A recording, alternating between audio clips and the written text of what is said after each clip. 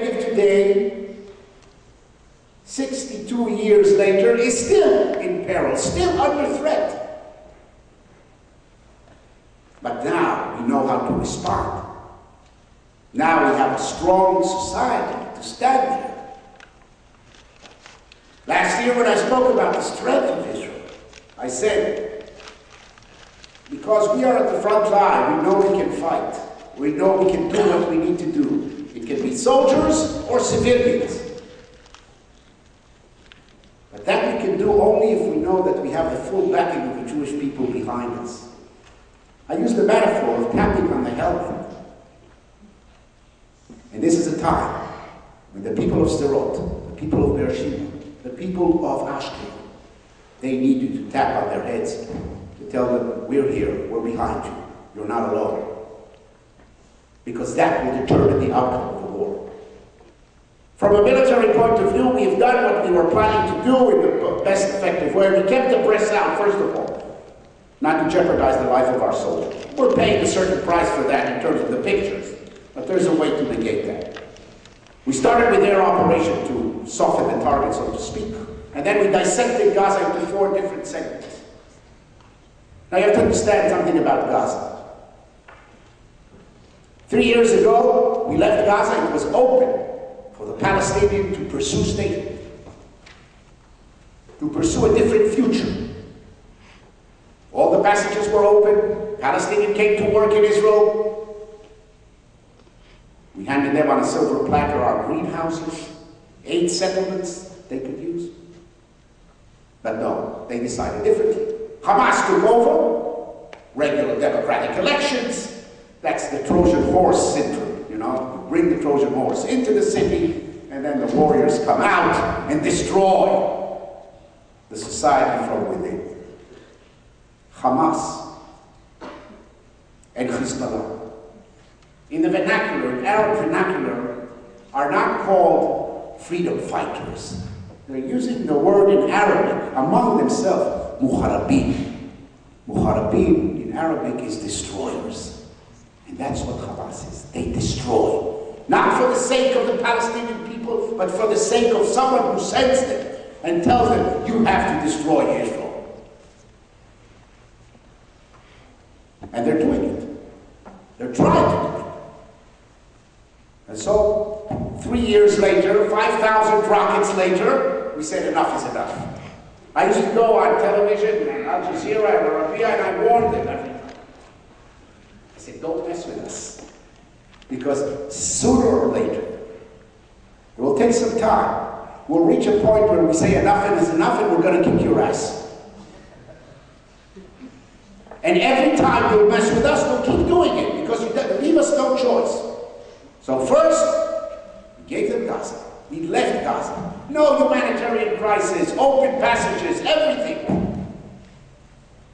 Hamas took over. What did they do with the 8 settlements?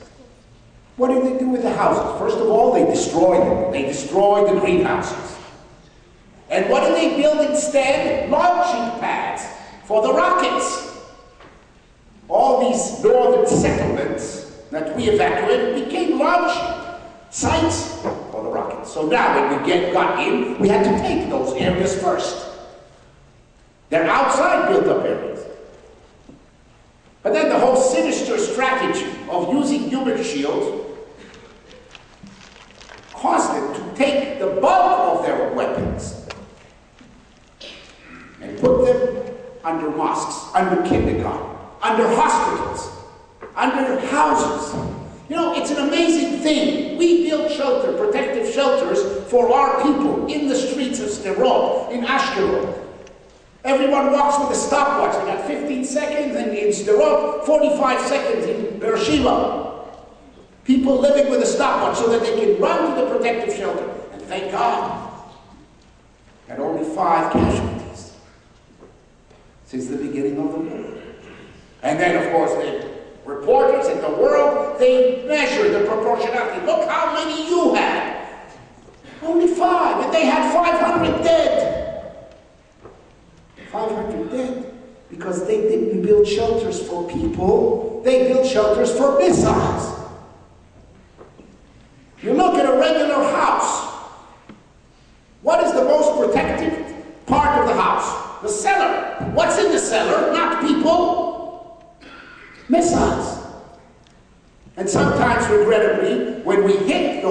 cellars. After we call the people to evacuate, there's secondary explosions. The whole house collapses. This is a sinister strategy. This is a systematic strategy that you see in every place.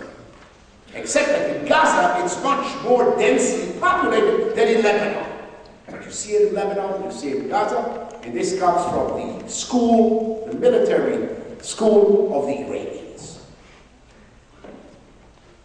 And so we have a difficult problem. Airstrike is not enough. If we want to change their behavior, if we want to re-educate Hamas, and that's the purpose of this operation.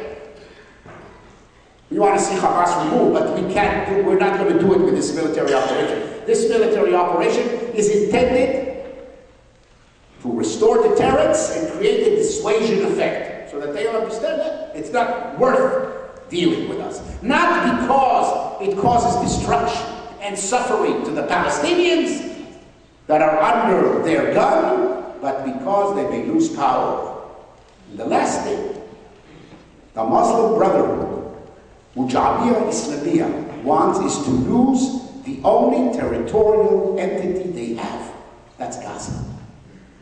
Lebanon is Shia. Hezbollah is Shia. But a Sunni, radical Islamic organization that has a territory, it's only in Gaza. So they get great consternation of the Egyptians. That's one of the reasons that Egypt is cooperating. That's one of the reasons that Egypt can play a very constructive role once we bring Hamas to the point that they're crying out to. Hasn't happened yet, it will happen. And then we can start the political process that will win us from this threat. I used to say to Sharon, when he used to complain to me, what do they want me to do? I'm doing the best I can. And people were complaining and the press was reporting, Sharon is not going to bring peace. I said, don't worry, not peace the people of Israel need right now, because peace is not achievable in the next few years, but peace of mind. And that's what we are trying to provide now through this operation and through your support to the people of Sderot, to the people of Ashkelon, to the people of Beersheba. Peace of mind. The threat is still going to be there. Hamas is not going to change its decision to engage in the long-term crime against humanity, which is inciting to genocide. They're not going to change. That's not going to change. They'll still want to liberate occupied Ashkelon and Ashdod and Tel Aviv. But they know that if they'll use weapons, and if they try, we will finish them off. Well, sometimes the military operation has to bring you up to the point where you can start the political process and then keep the big stick very visible. In case they have any other opinion, what they want, you hit them. These are the kind of wars that you can't finish in 1 week or 2 weeks. Because it has to do with changing people's perception. It's asymmetrical. You want to prevent casualties. And at the end of the day, these 1.5 million Palestinians, most of them, we want to live in peace with them. But we have to engage in this very critical, surgical process to wrench Hamas out of the Palestinians. And it's not easy. Because they're stuck inside and they're using the educational system and incitement to develop it. But if they feel in the same measure and the same dose when they go to sleep at night as the children of Sderot and Ashkelon, there's a good chance they'll change their behavior. I said it on Arab television. I said, you know when there will be peace?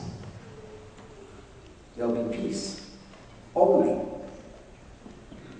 when the leaders of Hamas will wake up in their bed every night with cold sweat, trying to think whether it's safe to stay in the same bed for the rest of the night, like the children of Sderot. When they will wet their beds like the children of Sderot, then there'll be peace.